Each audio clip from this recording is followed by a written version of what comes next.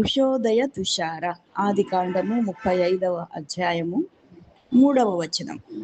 మీ యొద్దనున్న అన్య దేవతలను పారవేసి మిమ్మును మీరు శుచిపరచుకొని మీ వస్త్రములను మార్చుకుని మనము లేచి బేతేలునకు వెళ్ళుదాము.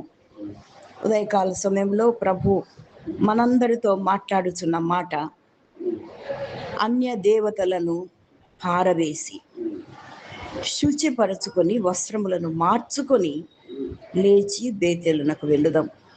బేతేలు అనగా ప్రభు సన్నిధి, ప్రభు మందిరము, ప్రభు సహవాసం.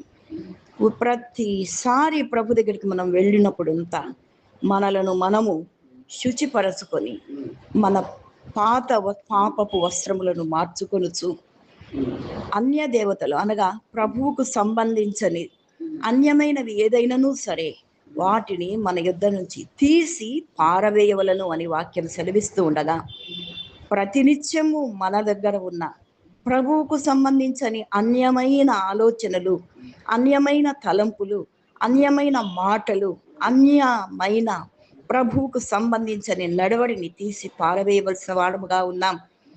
మన ప్రవర్తనను, మన బ్రతుకును శుచిపరుచుకునవలసిన వాడముగా ఉన్నాం.